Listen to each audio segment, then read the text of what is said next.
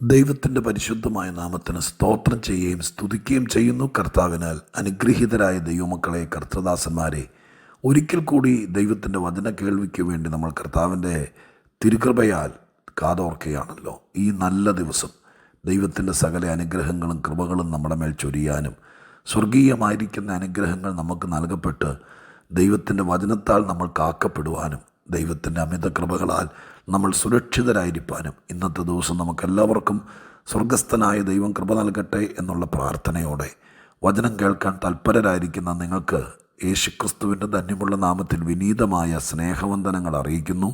കർത്താവും രക്ഷിതാവുമായിരിക്കുന്ന ദൈവത്തെ എത്ര സ്തുതിച്ചാലും എത്ര പുകഴ്ത്തിയാലും എത്ര മഹത്വപ്പെടുത്തിയാലും മതിയാകാതെ വണ്ണം ദൈവം നമ്മോട് കാണിച്ച സ്നേഹം, കരുണ, ഓരോ ദിവസവും നമുക്ക് തരുന്ന ഊർജവും ബലവും ഇതെല്ലാം ഓർക്കുമ്പോൾ എത്ര സ്തുതിച്ചാലും അത് അധികപ്പറ്റാകില്ല. വീണ്ടും വീണ്ടും ദൈവത്തിന് മഹത്വവും ആരാധനയും പുകഴ്ചയും കരയറ്റിക്കൊണ്ട് ഇന്ന് ദൈവം നമ്മോട് ഹൃദ്യമായിട്ട് ഇടപെടട്ടെ, നാം ആരെന്നറിയാൻ നമുക്ക് ദൈവത്തിൻ്റെ കൃപ നൽകട്ടെ എന്നുള്ള പ്രാർത്ഥനയോടെ വിശുദ്ധ ബൈബിളിലെ സങ്കീർത്തനങ്ങളിൽ നിന്ന് 106 സങ്കീർത്തനം 23 വാക്യം ഞാൻ നിങ്ങളെ ചിന്തയ്ക്ക് ആധാരമായി വായിച്ചു കേൾപ്പിക്കുകയാണ്.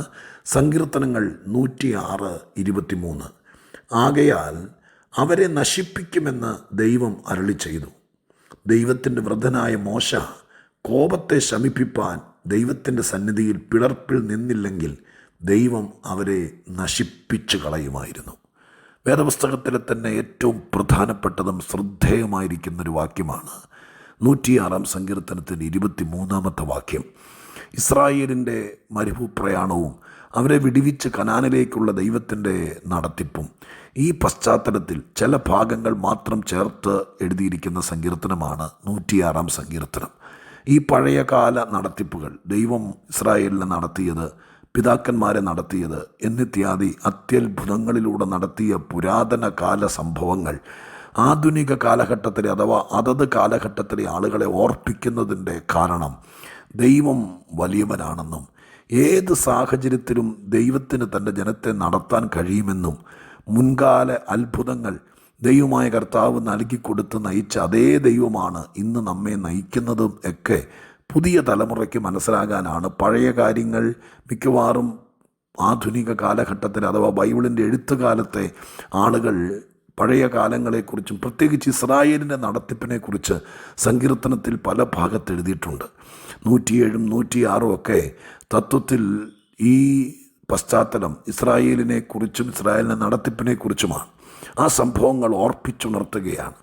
അപ്പോൾ ദൈവികമായിരിക്കുന്ന കാര്യങ്ങളിൽ കാര്യപരിപാടികളിൽ ഇടപെടുന്ന ആളുകൾ, അവർ നിമിത്തം ഉണ്ടായ ചരിത്ര സംഭവങ്ങൾ, മനുഷ്യർക്കും നരവംശത്തിനും നരകുലത്തിനുമൊക്കെ ആരെങ്കിലും ഒരാൾ നിമിത്തമുണ്ടായ നേട്ടം, ഇതെല്ലാം ബൈബിളിനകത്ത് പ്രതിപാദിക്കുന്നുണ്ട്. മോശ ഒരു അസാധാരണ കഥാപാത്രമായിരുന്നല്ലോ. ദൈവത്തിൻ്റെ മനസ്സറിഞ്ഞ് പ്രവർത്തിച്ച, ദൈവത്തിൻ്റെ കയ്യിൽ ഇരുന്ന് ഉപയോഗിക്കപ്പെട്ട ഒരു അസാധാരണ മനുഷ്യനായിരുന്നു, ഒരു വലിയ നേതാവായിരുന്നു മോശ എന്ന കാര്യത്തിൽ തർക്കമില്ല.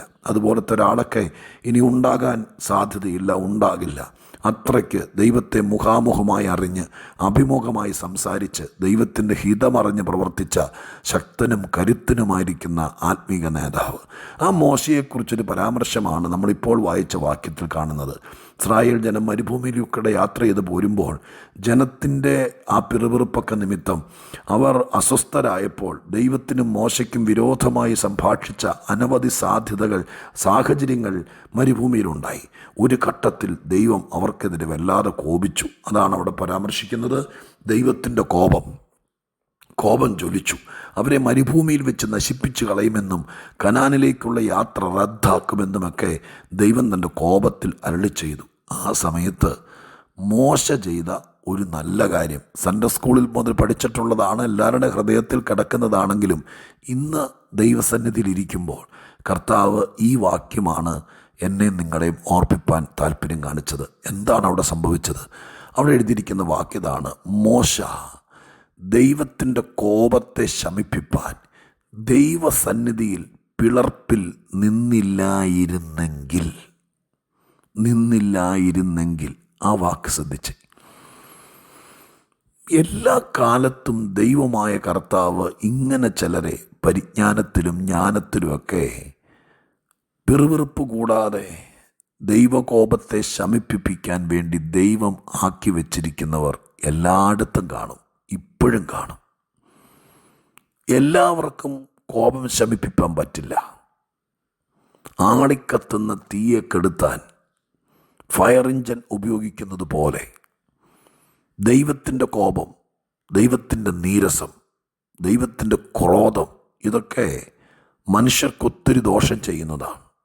പക്ഷെ അത് ശമിപ്പിക്കുവാൻ ആരെങ്കിലും, ഒരു വലിയ സമൂഹ നിമിത്തമാണ് ദൈവത്തിന് കോപം ഉണ്ടായത്. ഇടയ്ക്കിടയ്ക്ക് ദൈവം കോപിക്കും എന്നുള്ളതല്ല ദൈവത്തിൻ്റെ പ്രവണത.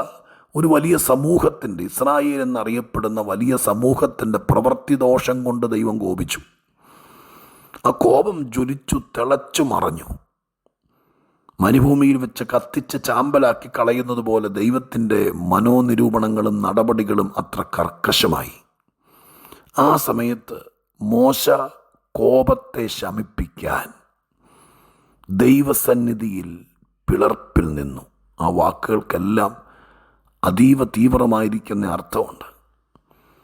ദൈവസന്നിധിയിൽ നിൽക്കാൻ ചിലർ മനസ്സ് വെച്ചാൽ പിളർപ്പിൽ നിൽക്കുക എന്നുള്ളൊരു പഴയ നിയമ പ്രവാചക ഭാഷയാണ്. ഇടിവുകളിൽ കയറുക, മറ്റുള്ളവർക്ക് വേണ്ടി അതിനായിട്ട് മനസ്സ് വയ്ക്കുക എന്നതൊക്കെയാണ് എൻ്റെ അർത്ഥം. അവിടേക്ക് വിശദീകരിക്കാൻ ഞാൻ ആഗ്രഹിക്കുന്നില്ല. അങ്ങനെ നിൽക്കുമ്പോൾ കോപം ശമിച്ചു. പ്രിയപ്പെട്ടവരെ, ഇങ്ങനെയുള്ള ചില ആളുകളുണ്ട്. മോശയെ മാറ്റി നിർത്തുക. എല്ലാവർക്കും ദൈവത്തിൻ്റെ കോപം ശമിപ്പിക്കാൻ കഴിഞ്ഞെന്നിരിക്കുകയില്ല. സമൂഹത്തെ മൊത്തത്തിൽ വിലയിരുത്തുമ്പോൾ കോപിപ്പിക്കുന്നവരാണ് കൂടുതലും. ഇപ്പോഴത്തെ കാലഘട്ടത്തിലേക്ക് നോക്കി, എന്തെങ്കിലുമൊക്കെ ദൈവത്തിന് ഇഷ്ടമില്ലാത്തത്, ദൈവകോപം ജ്വലിപ്പിക്കുന്നത്, ദൈവത്തെ അനുസരണം കെട്ട് തന്നിഷ്ടപ്രകാരം, ഇതൊക്കെ ദൈവത്തിൻ്റെ കോപത്തിനും നീരസത്തിനും കാരണമാകുന്നതാണ്. പക്ഷെ അതിനിടയിൽ ആരെങ്കിലുമൊക്കെ ദൈവം കണ്ടിട്ടുണ്ടാവും. അവരാണ് കോപത്തെ ശമിപ്പിക്കുന്നവർ.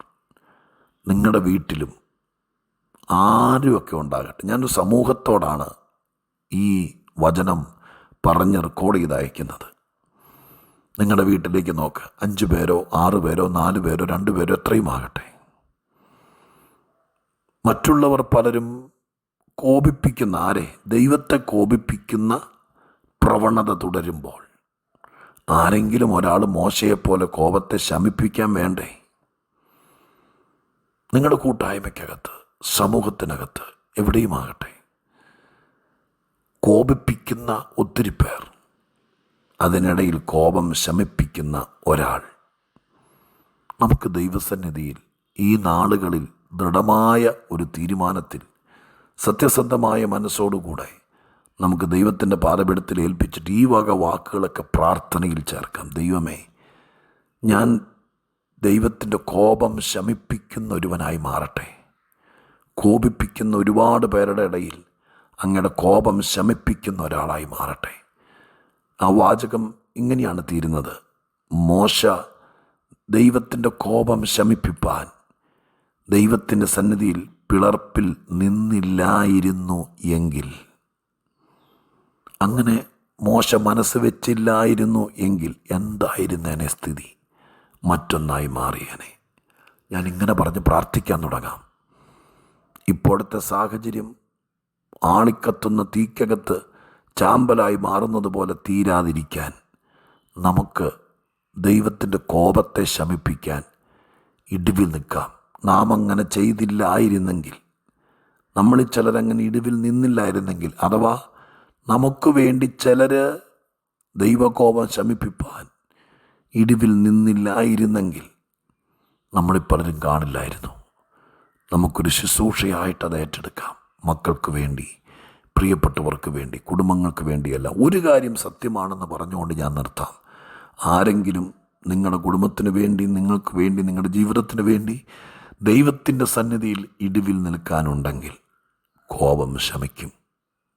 ആ വലിയ പ്രതിസന്ധി അങ്ങ് ആറും, വിഷയങ്ങൾക്ക് മാറ്റം വരും, തണുക്കും. ദൈവം അത് ചെയ്യും. ഞാനിപ്പോൾ പ്രാർത്ഥിക്കട്ടെ. പരിശുദ്ധ ദൈവമേ, ഞങ്ങളുടെ സ്വർഗീയ പിതാവേ, ദൈവകോപം ഒരു വലിയ പ്രശ്നമാണ്. അത് ഏതെങ്കിലും കുടുംബത്തിൽ ജ്വലിച്ചിറങ്ങിയാൽ, ഒരു വ്യക്തിയിൽ ജ്വലിച്ചിറങ്ങിയാൽ അതിൻ്റെ ഭയാനകത അതിഭീകരമാണ്. എന്നാൽ അത് ശമിപ്പിക്കുവാൻ ഒരു മനുഷ്യൻ ദൈവസന്നിധിയിൽ പോയി കെഞ്ചി കേഴുമ്പോൾ ആ കോപം ശമിക്കുമെന്ന് കണ്ടു. നാഥ, ഞങ്ങളതിനായി പ്രാർത്ഥിക്കുന്നു. ഞങ്ങൾ ദൈവത്തിന് കോപം ജ്വലിപ്പിക്കുന്നവരല്ല, കോപം ശമിപ്പിക്കുന്നവരായി മാറാൻ ദൈവത്തിൻ്റെ കൃപ നൽകണമേ. ഈ ദൂത് ഏതെങ്കിലുമൊക്കെ കുടുംബത്തിനും വ്യക്തികൾക്കും ആവശ്യമാണെന്ന് പരിശുദ്ധാത്മാവ് തിരിച്ചറിയിപ്പിക്കണമേ. ദൈവകോപമാണ് പല വിഷയത്തിനും ഇപ്പോഴത്തെ സ്ഥിതിക്ക് കാരണമെന്ന് തിരിച്ചറിയട്ടെ. അത് ശമിപ്പിക്കുവാൻ അവരുടെ ഇടയിൽ തന്നെ ചിലരെ എഴുന്നേൽപ്പിക്കട്ടെ. അങ്ങനെ ദൈവം ചെയ്തൊരു വിജയവും വിടുതലും കൽപ്പിക്കണം. യേശുവിൻ നാമത്തിൽ പ്രാർത്ഥിക്കുന്നു, കേൾക്കണമേ സ്വർഗീയ പിതാവേ. ആമേൻ.